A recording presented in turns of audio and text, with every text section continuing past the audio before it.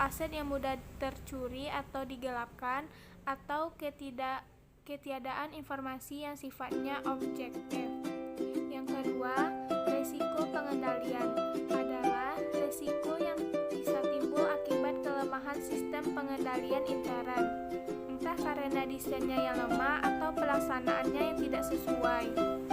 Yang ketiga, resiko deteksi, yaitu resiko yang bisa timbul akibat kegagalan auditor dalam mendeteksi adanya salah jadi bersifat material dan garis miring atau pengendalian.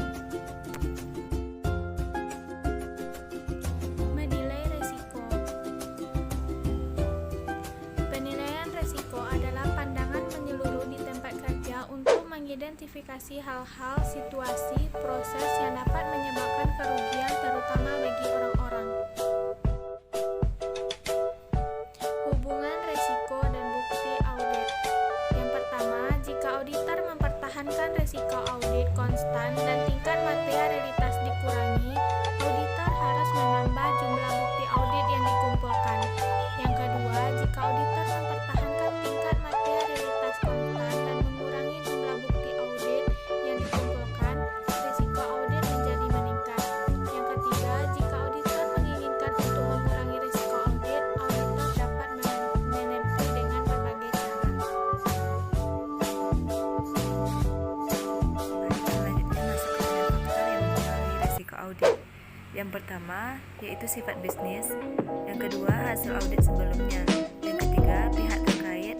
Keempat, transaksi atau kegiatan yang tidak rutin. Yang kelima, budaya dari perusahaan. Yang keenam, persentase populasi. Selanjutnya masuk kepada jenis bukti audit itu sendiri. Yang pertama, pengujian dari fisik. Dan yang kedua, konfirmasi. Ketiga, dokumentasi. Empat, analisis. Lima, wawancara.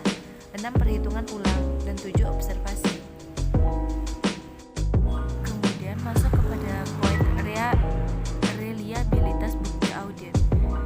Reliabilitas bukti terkait dengan apakah suatu bukti dapat dipercaya atau diandalkan atau tidak.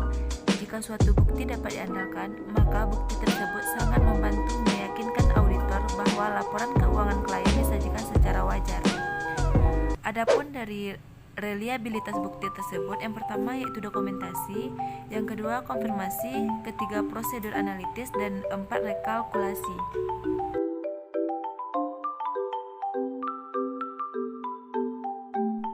Kemudian pertimbangan dari materialitas dan contohnya. Pertimbangan materialitas terbagi menjadi dua. Yang pertama kuantitatif, contohnya yaitu laba bersih sebelum pajak dalam laporan keuangan, kemudian total aktiva dalam neraca. Dan pertimbangan materialitas yang kedua yaitu kualitatif. Contohnya adanya gangguan dalam tren laba dan sikap manajemen dalam integritas laporan keuangan.